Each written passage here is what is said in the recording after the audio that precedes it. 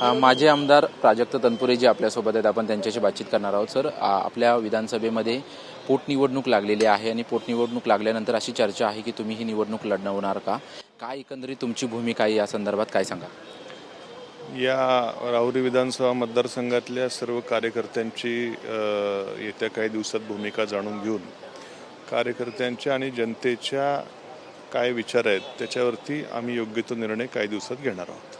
पण गेल्या काही दिवसांपासून अशी देखील चर्चा आहे की ज्या पद्धतीने बारामतीची विधानसभा जी आहे ती बिनविरोध होईल, परंतु तुमच्या विधानसभेमध्ये तुम्हाला अनुकूल वातावरण आहे राष्ट्रवादीसाठी, कारण की 2024ला जेव्हा विधानसभेची निवडणूक झाली त्यावेळेस कुठेतरी तुमचा निसटता पराभव झाला.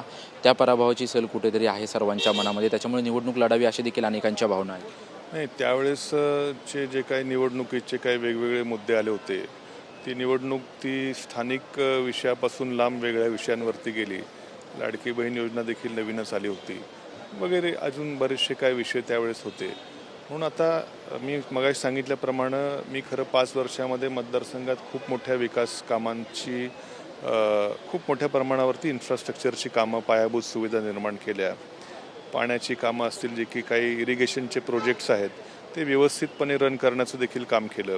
निळवंडे धरणाच्या कालव्यांची कामं वर्षानुवर्ष रखडली होती, ते आम्ही आदरणीय जयंत पाटील साहेब जलसंपदा मंत्री असताना 1250 कोटी रुपयाचा निधी त्यांच्याकडून आणून ती कामं मार्गी लावली.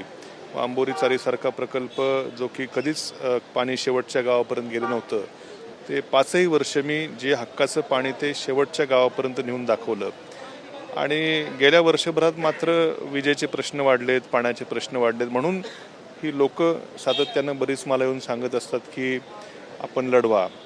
पण शेवटी लोक भावनेचा देखील विचार त्या ठिकाणी झाला पाहिजे, म्हणून पुढच्या 10 दिवसामध्ये तालुक्यातल्या गावांमध्ये जाऊन लोक भावना विचारात घेऊन कार्यकर्त्यांची भावना, माझ्या 2-3 बैठका कार्यकर्त्यांच्या झाल्या, त्यात खूप आग्रह कार्यकर्त्यांनी केला की आपण लढलं पाहिजे. त्यामुळे सगळ्या गोष्टींचा योग्य विचार करून आम्ही त्या ठिकाणी लढवायचा निर्णय घेऊ. एक वेगळी अशी देखील चर्चा आहे की प्राजक्त तनपुरे भाजपमध्ये जाणार, अशा पद्धतीने देखील चर्चा सुरू होत्या. त्यावरती एकंदरीत तुमचं म्हणणं आहे काय आहे, कार्यकर्त्यांचं यावर काय म्हणणं? मी म्हटलं का असं कधी? मी एकदा तरी म्हटलंय का असं काय? माझ्या तोंडून खूप लोकांनी खूप वाक्य खरं घातलेली आहेत.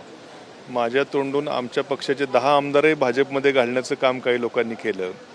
तर ते, मी एवढा मोठा कार्यकर्ता नाही आहे. मी आमच्या पक्षाचं आदरणीय शरद पवारांना त्यांच्या कामाची जी काही त्यांची आवाका आहे त्याला मानणारा, आदरणीय जयंत पाटील साहेबांचं अभ्यासू नेतृत्व, त्यांची कार्यशैली मानणारा मी एक छोटासा कार्यकर्ता आहे. आमच्या पक्षातले 10 आमदार भाजपमध्ये घालण्याची माझी तेवढी कुवत नाही, माझा तेवढा आवाका नाही. त्यामुळं माझ्या तोंडून बरीच वाक्य जे काय बोलले असेल त्याचे वेगवेगळे अर्थ त्या ठिकाणी काढले गेले. निवडणुकीच्या संदर्भात जो काय निर्णय मला घ्यायचा आहे तो आमचे कार्यकर्ते, जे की खूप जुने कार्यकर्ते आमचे आहेत, आमच्या आजोबांपासूनची काही घरं माझ्याबरोबर त्या ठिकाणी आमच्याकडे जोडली गेलेली आहेत. नवीन देखील बरेचसे कार्यकर्ते मतदारसंघ बदल्यानंतर वेगवेगळ्या तालुक्यातले मला अटॅच आहेत. या सर्वांना शेवटी आपण जर सत्तेत नसलो, ताकदीत नसलो तर कार्यकर्त्यांचाही कुठेतरी आधार कमी होतो. त्यामुळे त्यांचा देखील, हा माझ्या एकट्याचा विचार नाही, हा सगळ्या आमच्या पूर्ण तालुक्यातल्या मतदारसंघातल्या संघटनेचा विचार घेऊनच मला योग्य तो निर्णय घ्यावा लागणार आहे. सर, आमच्याशी बातचीत केल्याबद्दल आपण पाहतोय की राहुरी विधानसभेची पोटनिवडणूक जी आहे ती लागलेली आहे आणि येत्या काळामध्ये गावागावांमध्ये भेटी देऊन जे आहे ते लवकरच निर्णय घेतला जाईल, अशी प्रतिक्रिया जी आहे ते माजी आमदार प्राजक्त तनपुरे यांनी दिलेली आहे. कॅमेरामन रोहन पवारसह निवृत्ती बाबा, TV9 मराठी, मुंबई.